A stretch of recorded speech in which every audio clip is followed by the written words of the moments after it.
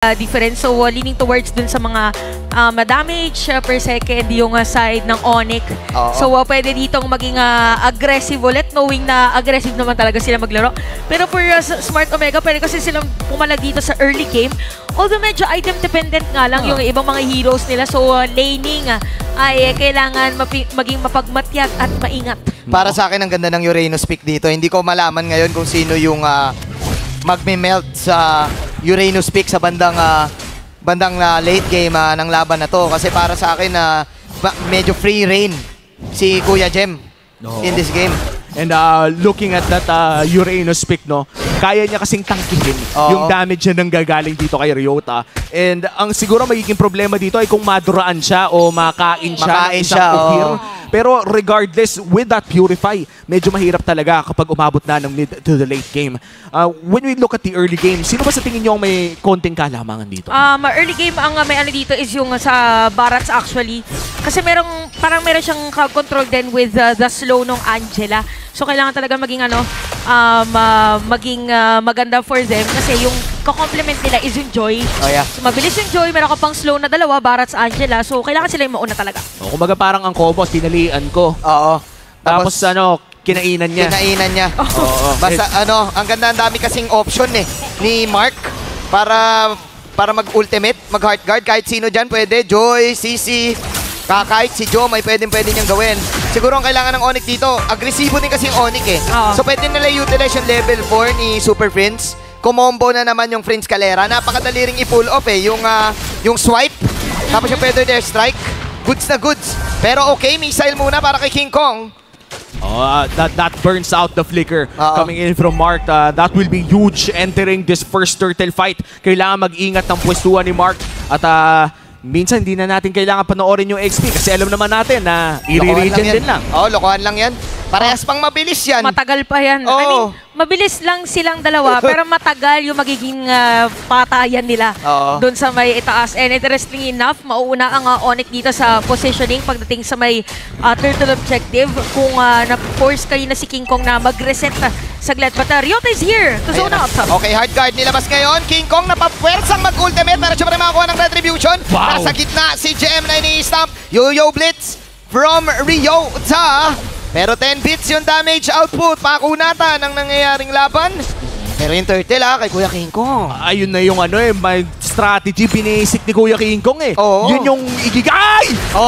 Combo! Escalera with a sweep! Parang nasanay na si Escalera sa mga ganong from the back na final slash. Talagang kalkulado na niya. And yung range din kasi ay talagang napakasakto. And lahat ng mga pokes, by the way, ay gamit na dito ni Kelra nung moment na yun. And hero match up. Pantunaw. Pantunaw yan. Pagka mas mataas ang win rate ng Carry versus Barats. Syempre naman, true damage kasi. Ang taas ng HP ng Barats Talagang mangangate yung HP mo. Pero good job for Escalera. Humaharurot na si Kuya Jojo. Yun na talaga Kapag Kelra sa harap, Escalera sa likod. Sa likod. Yun yung mga galawan ngayon ng Onyx Philippines. Dahil dyan, lamang na sila ng 1,000. Hindi tumama ang Detona's welcome dito ni Ukir. Pero ang final slash ay tatama. Final slash para kay Ukir. Kalate boy ni Ukir. Nandito si Andoryu. But Escalera, may ninakaw si Escalera, men. Na-purple. Naka-purple pala si Kuya Eska. Ramdam na ramdam niya dito na okay, lahat ng mga pwedeng puntahan ay pupuntahan na lang. By the way, almost 1K ang kalamangan ng Carry versus Roger. At tuloy-tuloy lang ang aggression ng Onyx at 1.6k gold. Parang ito na yung classic Onyx na nakita natin from the previous weeks. But pasok na pasok. Sinubukan niya may sweep yung purple dito, pero sino ngayon makakuha? Mananakaw pa! Nanakaw nga! Ngayon, nasa bandang harap si Ryota. May kasamang heart guard. Pumasok ngayon si Jom. Pero yung damage output, bitin para sa side ng Omega. Dahil yun yung true damage na pinapato ni Kelra with the passive. Escalera lang mawawala at si Ryota. Pero yun na nga, the mission was to get the purple and mission success para kay King Kong. Bakit ang sakit agad ni Kelra? Parang 4 minutes pa lang. Ang sakit na agad ng carry niya. Parang kung ako yung nag-carry, kailangan 12 minutes Ibaya, Kelra na yan at saka meron din siyang first score item. 2.9k din siya kanina, seconds before the team fight.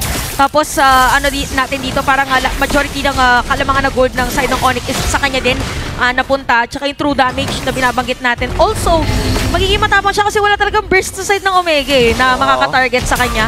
Mahirap talagang inert-nert na ngayon ni Okir. May combo ba na gagawin ang side ng Omega? Wala. Siya pa ang na-combo. Tinusok yung dinosaur. Ginawang kebab. At yun na nga, nawala si Okir with a setup na meron sa Escalera. Tapos naagaw pa yung orange buff ni Andoryu. That is crucial for the side of Omega. At pinilit na nga yung Toremen. Walang minion. Dire-diretso lang. At saka ito, makapansin nyo, sinabi natin walang burst yung side ng Onyx. Bumili pa si Super Prince ng Necklace of Durance. And ito yung sinasabi natin goal difference na kalamangan. Yung 3.1k shared by the players of Onyx, pero yung 1.6k doon ay nakay Kelra. So imagine yung ilang item niya na lamang against the other players dito, and malaki din yung space. So napakahirap ngayon para sa side ng Omega na mag-counterplay. Andoryu, umaamba ngayon sa kanyang purple. Pinalayo pa ni Eska. Escalera, minaniobra na naman. Kinambyo, nakita mo yung cambio na yun? Kinambyo yung purple, men. Mala Tokyo Drip. Tokyo Drip, habang si Ryota angat ngayon. Si Kelra ngayon minaman natin. Phantom Star para kay Kelra. Finally makuha ng kill. Ang side ng Omega. Yun yung pinakagusto nila mangyari. Si Escalera ngayon minaman natin. Escalera, susubok. Bumendyan sa Odi. Grabe naman, nabuhay pa. Habang si Kiko nga maiwan. Ito na ba ang gusto ng side ng Omega? Yung sustain na meron. Si Ryota at si Okir na humaharap na punish nila ang Onyx. Good formation para dito sa Omega nung moment na yon, at saka maganda yung nila pinaka naging targeting. Alam nila kung sino kaya nilang i-burst agad. Hindi nila pinansin si Jem kahit nandun na rin sa moment na yon. Tapos diretso naman ko ang objectives from 3k gold lead now at 1.6k at medyo nakakahabol kasi almost 1.5k kanina yung lamang ni Kelra, and ang sakit na ng... Ayun na, ito yung sinasabi natin, ang hirap hawakan ni Jem dito. Okay, eto, second skill para kay Jom. Yun na yun hanggang doon lang yung damage nila sa Uranus Tsaka nabuhay na rin si Okir dahil nga sa kanyang mga kakampi. 1.5k gold lead para sa Onyx. Kanina 3,000 yan, pero Omega nakahanap ng napakagandang pick-offs na tuloy-tuloy. Here comes Jom with the heart guard. Babanatan nila ulit si Kelra dito. Kelra sumusubok na lang kasi alam niya wala na din siyang no choice doon. That was a crucial pick though. Sweep para kay Escalera dito. Babanatan si Andoryu pero mabilis talaga yung CC na yan Ninuloko ka lang yan Dire-diretso lang yan palagkataon na. Tsaka yung Joy, mabilis din yan talaga Pero dahil mas makunat din mga players ng Onyx, sila nakapasok doon sa may yatod objective. Pero parang dire-diretso yun yata. Ganda na pwede na strike pang zone. Wow! Pero Okir pa rin makakalasi dito ng turtle. Okay. Pero ngayon, si Ryota ba ang mawawala? Ang ganda ng vengeance ni Ryota dito. Buhay pa ang barangay. King Kong pasok, tusok ton. At yun, babanatan out para kay Ryota. Sweep na naman. Cambio mula kay Escalera. Mr. Jojo. Okir, ang kukunat naman ng mga to. Parang wala na nangyayari. Pokes after pokes. Missiles after missiles. Habang si Jem, tabang lutang lang. May sustain pa nga yung tipo na tuloy-tuloy yung nangyayari. Nagsasakitan pero nagpapagalingan din ang kukunat. Parang nagsuntukan sa ospital, boy. May heal. Auto-heal. Kada sapak mo, magaling ka kagad. Balik na agad. So kakaibang magic beans ang hawak dito ng ating mga players. Pero dito na ba naaangat yung sustainability na sinasabi natin para sa side ng Smart Omega. So abangan mamaya kung ano yung ibibigay na damage ni Jom. Kasi nung moment na yun, wala talagang hitter yung side ng Smart Omega. So for this one, naka-fina shield na rin yung Barats para siya yung magsusukit ng damage against Uranus, and even yung fair airstrike dito ng Farsa. May sweep na naman na ginawa, nanakaw pa yung orange dito Iba na, kakaiba si King Kong Pang ilang buff na nananakaw ni King Kong yan. Pero kahit naman nakakaagaw ay nakakasabay naman sa XP si Andoryu dahil wala naman tayong nakikitang malaking level gap. Isa lamang ang lamang ni King Kong in terms of level. Kaya naman kahit naagawan ng buff si Andoryu ay kaya pa rin pumalag ng Omega. It is a 1k gold lead on the side of Onyx Philippines. 30 seconds bago lumabas ang pinakaunang door. Pwede bang pumalag ang Barangay Omega dito o ibigay na lang muna nila? Pwede sila actually pumalag. Ano nga lang dito for Okir, pwede silang yung flicker tapos dito na welcome para may nasumunod na agad pagdating doon sa teamfight, tapos diretso sila nakuha ng turret actually kasi ang laki ng space ng Onyx, lahat ng mga objectives nila nasisilip talaga. Kailangan din ata ni Kuya Kelra dito i-save ng tama yung kanyang Purify. Tingin ko kung ako si Kelra, kay Okir ko na lang i-save kasi parang kaya niya naman atatakasan si Ryota dito. Nadadalawahan na kasi si Kelra And without Kelra, bitin yung damage output ng Onyx. Para sa akin, hindi sapat yung damage ni Super Prince. Bandang late game pa natin mararamdaman yun Kumbaga, hindi talaga pwedeng mawala si Kelra in a team fight. Onyx Philippines, they know that. Kaya naman naalagaan nila sa kanyang gold lane. Nakatambay na doon si Escalera. habang nagkakatinginan na ang mga kupunan dito sa loob ng ating Lord Pit. Okay. 1K gold lead para sa Onyx at pumasok na si King Kong. Oh, triple ton, quadruple ton. Hindi, tatlo lang pala yun. Binabanatan si Oker ngayon natin yung true damage. Masakit yan! Kelra with a kill! And King Kong with the initiation! K&K connection na naman ang galawan. Alam ko kasi nila pinaka-initiator dito ng Omega is gonna be the Barat. So, please sinasabi natin na -1 agad. Ang ano nga lang dito is pwede magpa-level 13 agad. Actually, mas mataas na retribution damage dito. Dory, wait lang. No retry, nalaban na nila ito. Sumusugod si Riot sa bandang gitna. At ayun na nga si Big Jome. Nag-grab na si Big Jome. First kill para kay Big Jome dito versus kay Barrage. Out para kay Jome. Pero Super Prince po 0.7 with the Parsa ultimate. At ayun na si Ryota na tumatakbo. Medyo makate. Alam nila na papunta pa lang si Ukir. Respetuhin ba ito ng Onyx? Magbaback muna ang Sonics dito. Sumasakit na rin si Super Prince. Yung mapapaaray ka talaga. Si Andorio ay nahuli pa. Pero yun talaga yung aray na meron na damage output ni Kelra. The gold standard. Kakabili pa ng win chant. At sumusugod na rin si Jem. Tumatakbo na naman ang dinosaur. Kakabuhay lang yan. Super Prince, Feather Dare Strike, Yo-Yo Blitz mula kay Ryota. Ang kunat ni Jem, pare. At habang nangyayari ang lahat ng yon ay naglo-lord na nga si Kelra. Half HP on this first Lord take at si King Kong ay dadaan na rin. Sige par, itabi mo, ire-retry ko na to. Grabe yung comms ng Onyx nung moment na yun. Alam nila na parang maikipag-push and pull lang yung Omega kanina na pre, bigyan natin, hero na lang muna. Oo, sabi nga nila, hindi na kailangan retry. Sa atin na to, pre-lord na to. Ang dami nating in-out dun. Doon sila lumamang sa pwestuhan na ginawa ng Onyx yung mga pre-hit ni Kelra. Crucial yun eh. Tsaka yung sa side na kasi ng Omega, para kailangan muna nila yung heart guard para mas secure sila na regardless kung papasok sila, meron silang added na sustain na skill against Onyx. Nakikita natin dito, real-time win rate, 64 versus 36% in favor of Onyx. Medyo mahirap to para sa side ng Omega. May chance pa rin naman silang pumalag basta mahuli nila ang mga primary targets na si Kelra at pati na rin si Super Prince. Pero mukhang si Andorio ata mahuhuli pero maliligtas ng pag-ibig. Andorio ngayon ay makakauwi pa. Namumula siya dito sa damage output ni Super Prince. Nararamdaman na natin. Alam natin na si Super Prince Louis siya. Sobrang, yung zoom out nun, 0.5. Ito 0.7 lang pero parang ganun din kasi. Yung Parsa, ayan na nga! Yung kambyo! Kinambyo na ni Jojo! Pare ko'y Onyx!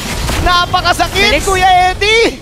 Sobrang bilis din kumuha ng object. Ay, napadaan dito si Andorio. But anyway, napakabilis dito na pagkuha ng objective ng Onyx. Parang after na kumuha ng kill, minimake sure nila na meron silang mako-convert na kahit isa na resource from Omega. So, medyo mahirap dito para sa Omega na dumepensa. Kailangan lang talaga maging sakto yung pagpasok dito ni Okir. Kahit yung missile expert niya for the crowd control. Kasi yun yung pinaka-pagkukuhanan nila actually ng crowd control. At ayan na nga, mukhang huliin pa nga ang isa. Andorio makakatakas! Hindi! Doon tumagilid ang pabor ng Omega dahil ang Super Family umaarangkada namin. Men, ito yung literal na yung biyahe nila patungo lang ng base ng Omega. Kumbaga, binibisita na yung barangay. Hinaharurot na ni Escalera. Mind you, 8 hours nag-drive yan papuntang Bigan. Ukir, ayan na. Okay, ay nako, palayo. Oh no. Bad news, pare ko eh. Ubos ang tower sa top lane and sa mid lane. Mukhang susunod pa yung bottom lane. Oo, hindi na ata pagbibigyan pa. Kinuha na ang lahat. Nakakalbo yung dito, yung base ng side ng Omega at 7.4k gold lead. At kita natin dito yung difference in terms of area effect ng mga skills kasi for Super Prince, napakadali lang para sa kanya pag magkakadikit. Actually, kapag may nakasakay na naka-heart guard, pipitikin damage both. So, pag namatay man yung sinasakyan nung naka-heart guard, parang -1 na. -1 eh, oo. Pwede pa masama yung Angela. So, medyo mahirap ngayon para sa side ng Omega. And look at the items. Full item na pala. Parang yung ginagawa ng Onyx. Sige, bigyan mo pag humarap ng may hard guard, no? Parang wag mong takbuhan. Naka-Athena shield pa, 3 players. Kumbaga, tapatan nyo ang pag-ibig. Oo, tapatan nyo. I-true damage mo lang. Masakit kasi ang katotohanan eh. Oo, totoo yan. Oo, kaya nga true damage eh. At saka kaya din truth hurts. Oo. Lahat yun nagme-make sense. Ito, total, nandito na rin naman tayo. Knock-knock. Who's there? Parsa. Parsa who? Parsa you. Ang laban na to. Ang laban na to. Laban na to. Ituloy na natin ang Lord battle na to dahil kalahati na nga buhay ng Lord King Kong. Ay! Napakaganda naman nun! Kinambyo yung dalawa. Escalera with the combo na meron. Sabay lasit ngayon. Escalera with the mega kill. Ito na pagpatong ng hard guard. Nandun si Jom sa patanggilan. Nagrarap na. Pero bitin pa rin yung mga verses. Dahil yung damage output dito ng side ng Omega. 10 bits talaga. Kelra and company. company will go for the Lord. Habang umarap si Jem, Escalera nasa harap. Humaharurot mo may beep. Ang sabi ng Team Escalera mawawala. Pero zone lang yun. Sabay ayon si Super Prince. Prince Calera synergy is real. Tatlo ang wala sa side ng barangay. As Onyx Philippines will finish them off sa game number 1. Focus lang sa goal. Base lock para kay Kelra in game 1 ay mapupunta sa Onyx Philippines securing 1 point. Sobrang bilis ng